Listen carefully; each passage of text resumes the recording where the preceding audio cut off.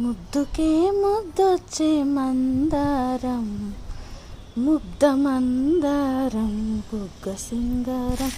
ఎంతో బ్యూటిఫుల్గా ఉంది కదా ముద్ద మందారము. ఇది వచ్చిందను మా టెర్రస్ గార్డెన్లో పెట్టి ఒక 2-3 ఇయర్స్ అవుతుంది. 3 ఇయర్స్ అవుతుంది. చిన్న పాట్లో ఉండింది.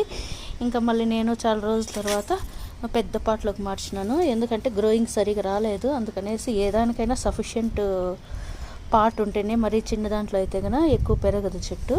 కాబట్టి దానికి సఫిషియెంట్ పాట్ అయితే బాగా వస్తుంది. ఇంకా కింద అయితే ఇంకా సూపర్గా వస్తాయి. మనకి కింద అవకాశం లేదు కాబట్టి టెర్రస్లో పెట్టినాను. చాలా సూపర్గా వస్తాయి. అప్పుడప్పుడు దీనికి మిల్లీ బగ్స్ లేదంటే చీడ పట్టడము ఇలాంటివి అవుతూ ఉంటాయి.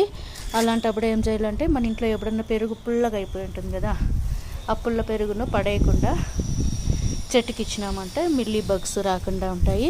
మరి అది లేకపోతే కూడా ఒకవేళ పసుపు, టర్మరిక్ పసుపు వచ్చినను నీళ్ళలో కలిపేసి చెట్టు మొదట్లో ఎక్కిస్తే కూడా బాగా సూపర్గా వస్తాయి. ఎంతో బ్యూటిఫుల్గా ఉండే ఈ చెట్టు వచ్చిందను ముద్ద మందారం చెట్టు. దీని పువ్వులు చాలా ఉపయోగాలు ఉన్నాయి. దీని ఆకుల వల్ల కూడా చాలా ఉపయోగాలు ఉన్నాయి. అవన్నీ నెక్స్ట్ వీడియోలో నేను చెప్తాను.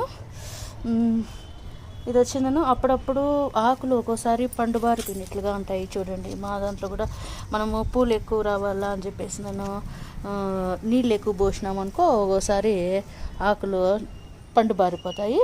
కాబట్టి పూలు చెట్లకు కూడా సఫిషియెంట్ వాటర్ అయితేనే చాలు. ఎక్కువ అయిపోతే కనుక పూలు సరిగా రావు. ప్లస్ ఆకులు ఇట్లా ఎల్లోయిష్గా అవుతాయి. ఎల్లోయిష్గా అయినాయి అంటే అప్పుడు గుర్తుపెట్టుకోండి, దీనికి నీళ్ళు ఎక్కువైనాయి అనేసి. అలాంటప్పుడు ఒక రోజు నీళ్ళు అవాయిడ్ చేయండి, అంతే. సూపర్గా వస్తాయి. Bye friends. ఎంతో ముద్దొచ్చే మందారం, ముద్ద మందారం, ముద్ద సింగారం, ముద్ద మందారం, ముగ్ధ సింగారం, ముద్దుకే ముద్దొచ్చే మందారం.